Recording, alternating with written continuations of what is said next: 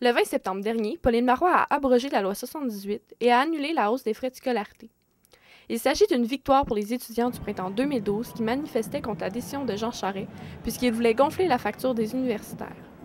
Il a quitté son poste sous la pression populaire traduite par le vote du 4 septembre dernier. Cette annulation a des répercussions positives et négatives sur la société québécoise, mais surtout sur les principaux intéressés, les universitaires. La hausse des frais de scolarité, ça menaçait la précarité, ça augmentait la précarité financière des étudiants.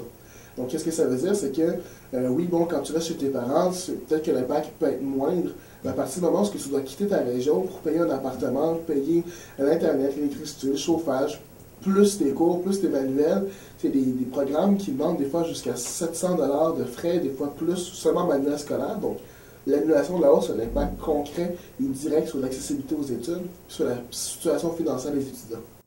La hausse aurait privé le Québec de 4 000 à 9 000 étudiants universitaires. L'élection du Parti québécois est une opportunité pour ces personnes qui ont l'ambition, mais malheureusement pas le portefeuille.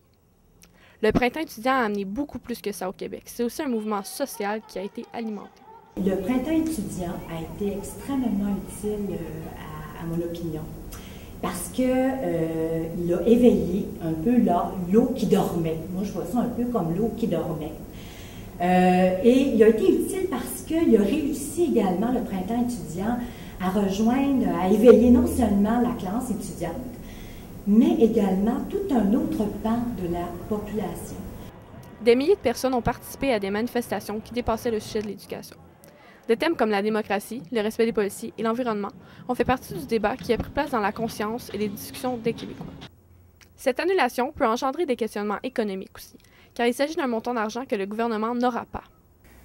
Oui, c'est important que ce soit abordé de façon économique parce que ça nous donne des ordres de grandeur de c'est quoi le véritable coût de l'éducation ou de la santé.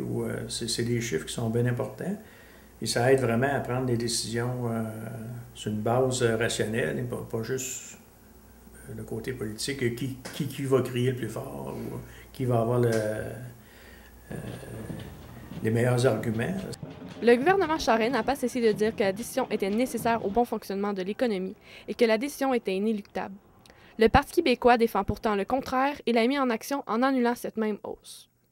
En empêchant cette augmentation, le Parti québécois favorise une partie de la population. Plusieurs trouvent injustifiée l'annulation pour ceux et celles qui auront de bons salaires en sortant avec un diplôme en main. Par exemple, un étudiant en philosophie aura un salaire plus bas et beaucoup plus de difficultés qu'une infirmière bachelière à se trouver un emploi. Par contre, ils auront tiré de la même annulation. Pour l'instant, les étudiants peuvent dormir tranquilles, mais il est conseillé de rester vigilants car le gouvernement péquiste parle d'une indexation, donc d'une certaine hausse. Simone Lirette, Montréal.